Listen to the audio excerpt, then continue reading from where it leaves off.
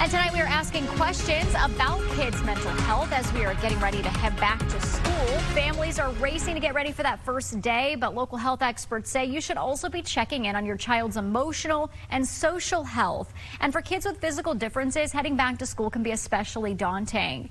I'm joined tonight by Shriners Children's registered nurse Emily Burke. She works at the Dayton Shriners Children's Ohio location. Thank you so much for joining us here tonight. We're talking about parents that can sometimes get wrapped up in the anxiety of back to school shopping and looking at the schedules. Why is it so important to take that time to have a conversation with kids about going back to school?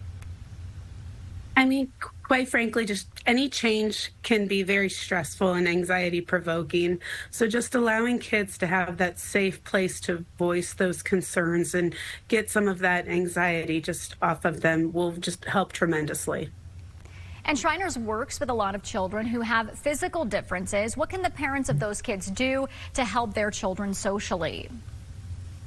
One of the biggest things, and I always stress this over and over again to parents, is do not try to avoid the conversation. If kids need to be able to have a talk with their parents about the change in their appearance, about their scars, to know that it's not something that they need to be ashamed of or that they need to hide. It is a change in their appearance, and it's something that needs to be accepted.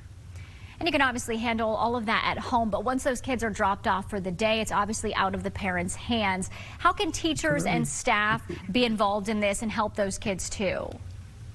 I mean, one of the biggest things is that we need to educate these kids that, you know what, people are going to stare, and it usually comes out of a place of just pure curiosity. So kids need to be kind of enabled to handle that situation with some type of calm and confident response.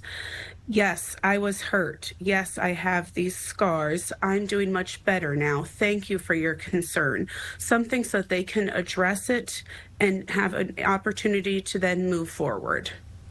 And then what are some of the resources that Shriners is offering to parents this time of year or really any time? We've got several. One is our SOAR group. It's Survivors Offering Assistance in Recovery, which is a great outlet for parents and for the actual patients.